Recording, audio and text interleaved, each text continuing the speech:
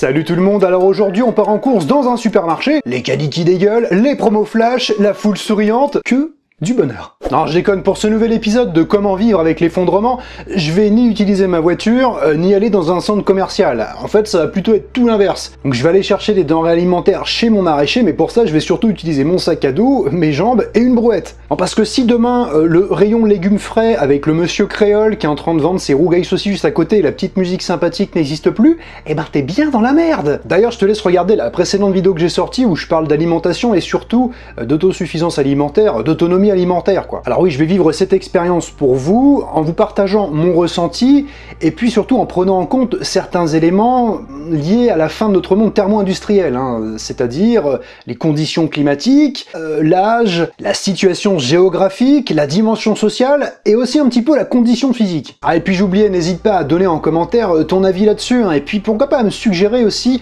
des idées d'expérience que je pourrais mettre en pratique. Et puis c'est vrai que c'est quand même sympa au final de pouvoir parler de tout ça, hein, de pouvoir parler de l'effondrement, de pouvoir parler d'autonomie, mais aussi, pourquoi pas, eh bien, de résilience, tout simplement.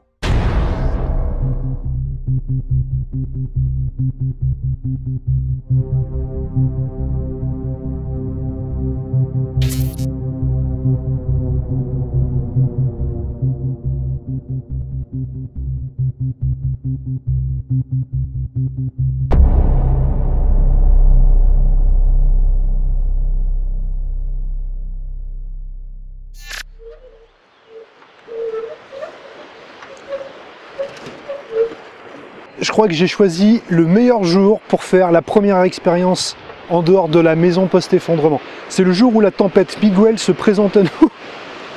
Et j'ai décidé d'aller chez mon maraîcher pour aller chercher des légumes. Vous pouvez pas rêver mieux là, hein. Et en plus, de tenir la brouette à une main et de tenir la caméra de l'autre, c'est un peu compliqué.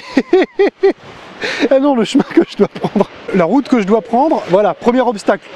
Ça fait même pas 1 kilomètre que je marche depuis chez moi. Et avec la tempête, il y a un truc qui vient de s'effondrer sur la route. Je vais vous parler de tout un tas de choses sur le chemin jusqu'à temps que j'arrive chez mon maraîcher. Pourquoi et comment j'ai eu l'idée de faire cette première vidéo extérieure de la maison pour parler de l'effondrement et de vivre une expérience entre guillemets post-effondrement avec presque des conditions réelles.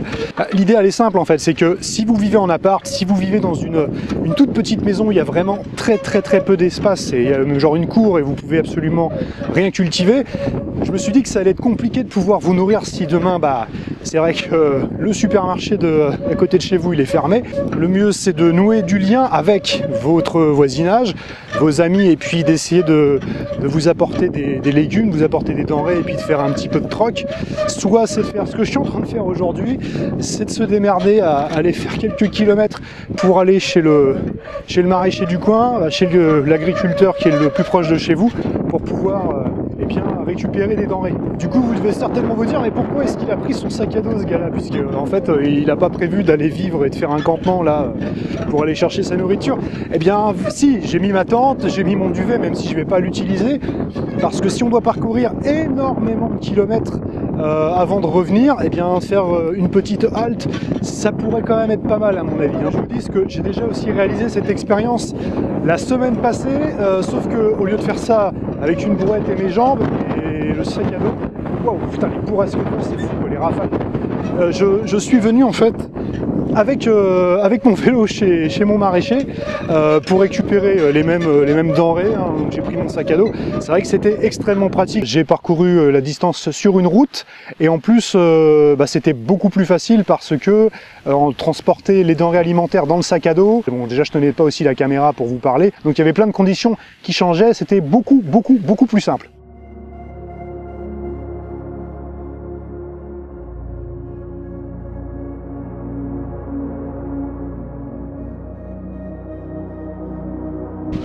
Bon, j'ai posé la brouette 2 secondes parce que c'est juste hyper compliqué de continuer d'avancer avec ce vent. Et surtout que là il y avait un gros nuage qui est passé avec de la pluie. Donc j'en profite là pour marcher un peu dans les champs qui sont en jachère. Pour vous dire pourquoi est-ce que j'ai choisi le chemin de terre plutôt que la route que j'ai emprunté quand j'ai pris mon vélo lorsque je suis venu la semaine dernière chercher mes légumes. Le chemin de terre il est beaucoup moins vallonné parce qu'on est sur une région qui est plutôt plane au niveau de la topographie, Mais le truc c'est que la route fait ça. Donc je me suis dit que c'était quand même plus sympa là de prendre le chemin, et puis je me rends compte qu'avec le climat, ouais, effectivement c'est pas mal du tout. Après l'autre raison c'est que si demain il y a une exode ultra importante en fait des populations du sud vers le nord, je pense que les routes, là on est plus sur des routes communales, voire départementales, et le truc c'est qu'il risquerait d'y avoir pas mal de circulation, en plus des autoroutes et des nationales, et surtout pas mal de voitures en panne d'essence, donc les voitures qui boucheraient les routes. Et si on circule avec une brouette ou avec une charrette, voire avec aussi des animaux qui pourraient nous aider à pousser les charrettes pour transporter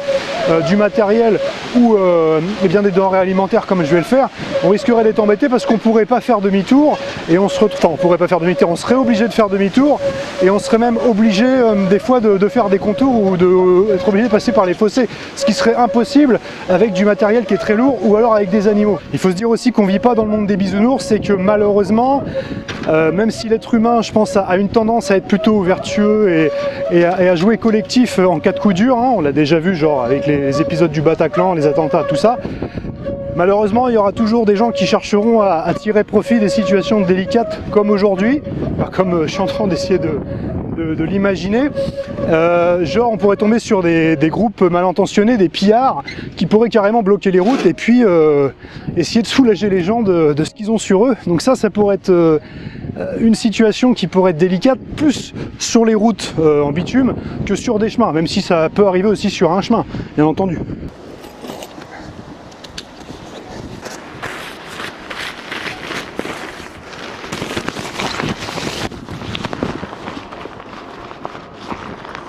Ah ouais, un truc dont je voulais vous parler, vous pouvez voir dans la brouette, c'est que j'ai mis une grosse tuile, c'était pour éviter que le sac s'envole, et dans mon sac, en fait, dans mon cabas que j'ai mis plein de sacs de tissu en coton biologique pour pouvoir mettre toute la nourriture. Je vais éviter d'utiliser du plastique, c'est logique, mais il me fallait quand même un support pour pouvoir transporter tous les sacs pour éviter que ça parte en vrille.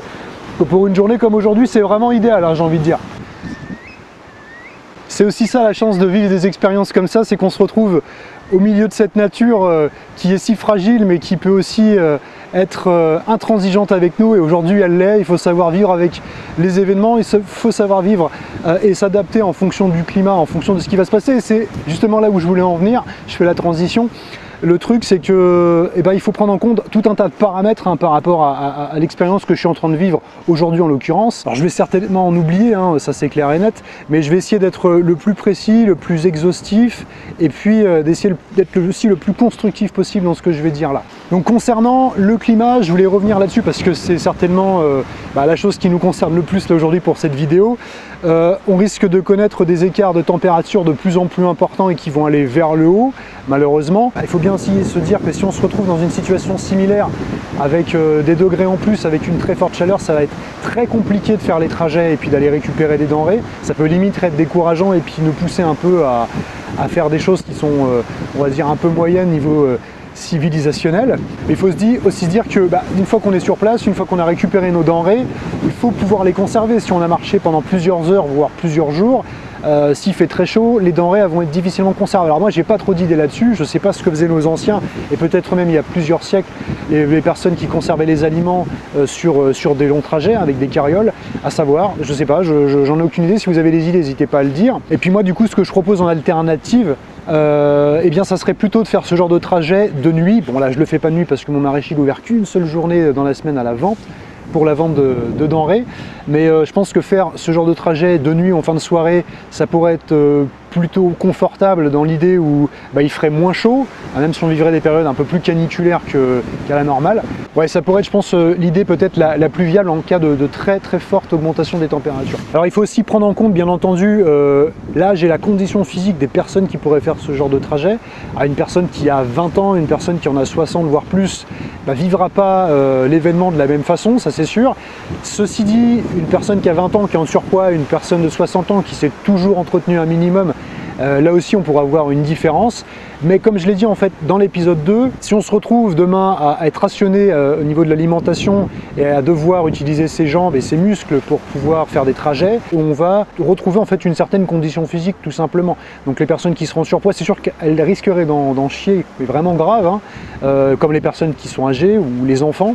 Et c'est vrai que ça pourrait être assez décourageant, comme je l'ai dit là tout à l'heure par rapport aux températures, aux hausses des températures, pour les personnes les plus vulnérables, hein, ceux qui sont plus costauds, les enfants, voire des personnes aussi handicapées, hein, il faut y penser, que ce soit les personnes handicapées de façon motrice ou mentale, pouvoir faire ce genre de trajet, ça peut être ultra difficile. Et bien entendu, il faudra prendre un élément qui sera extrêmement important en cas d'effondrement, c'est la dimension sociale. Hein. Parce que c'est vrai que si on veut construire un monde différent, parce qu'on ne peut plus vivre de la manière comme on l'a toujours connu, c'est-à-dire de vivre dans l'abondance, dans la déchéance, dans l'oubli de l'autre et puis la compétition, et il va falloir recréer du lien avec les autres, comme je l'ai dit au tout début là, quand je marchais. Et recréer du lien, c'est savoir répartir les tâches entre chaque personne dans un groupe, dans une famille, entre voisins, etc. Je pense que les plus jeunes, les plus aguerris, ceux qui ont la meilleure condition physique pourraient faire ce genre de choses.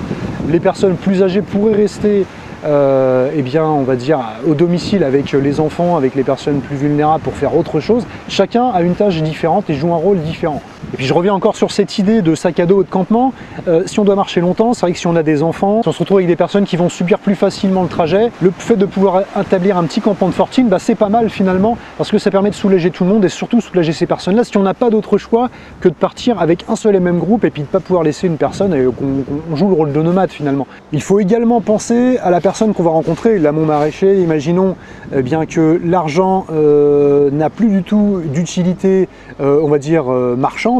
On sera peut-être dans l'obligation de se vendre, c'est-à-dire de rester sur place ou qu'une personne reste sur place pour travailler dans la ferme quelque temps en contrepartie d'avoir récupéré des denrées alimentaires. Ou alors on peut aussi penser à du troc. Si on part à plusieurs et qu'on a une carriole, on peut ramener, si on a des poules, si on a du matériel, l'échanger en contrepartie de denrées alimentaires, ensuite faire demi-tour et puis voir après ce qu'on peut proposer de différent. La violence et la folie ne mèneront à rien de toute façon, de façon pérenne dans le temps, je pense, dans une situation post-effondrement, surtout vis-à-vis de notre société qui est très prédatrice hein, au niveau de ce qu'elle nous propose, et elle nous force aussi à nous tacler les uns les autres et puis à nous oublier. Donc ça, c'est un travail qui se fait aussi en amont. C'est pour ça que cette chaîne, elle permet à tout un tas de gens et puis tout un tas de groupes sur les réseaux sociaux et puis des gens qui se rencontrent grâce à des associations de commencer à créer quelque chose de différent, parce que nouer un lien fort avec des valeurs qui sont fédératrices et des valeurs qui sont profondément humaines, c'est ça qui nous mènera vers l'avenir, vers quelque chose de différent. Et c'est surtout ce que ne veulent pas de toute façon les États et la politique. Hein, ils cherchent bien sûr à nous cadenasser dans un modèle. Nous on le refuse, on essaie de vivre les choses différemment. Mais si on y trouve notre compte, et c'est le cas pour ma part, même s'il n'y a pas d'effondrement, faire ça aujourd'hui, c'est une expérience. Je me dis que dans ma vie, j'aurais été faire une promenade un jour, une rando avec une caméra, j'aurais été chercher des denrées alimentaires sous la pluie. Je pourrais raconter ça peut-être à mes enfants. Et même si ça paraît ridicule pour certains, je me dis que oui, au moins je l'aurais fait un jour si ça arrive, j'aurais déjà vécu l'expérience, je serais en mesure de m'adapter en fonction des événements.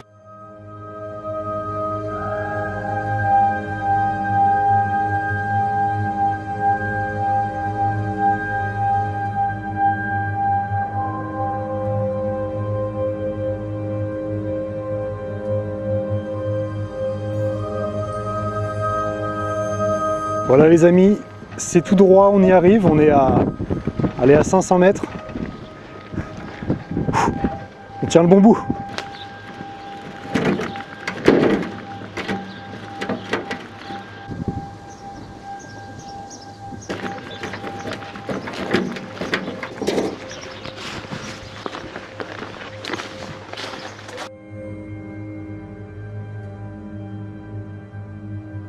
Bon, je viens de terminer les cours, je pense qu'on va aller voir de plus près ce que j'ai acheté. Bon, bien voilà les amis, je suis quasiment à la moitié du voyage retour.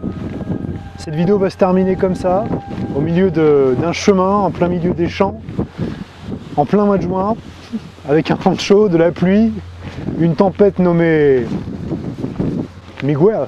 et un beau panier maraîcher en prime. C'était une drôle d'aventure, hein.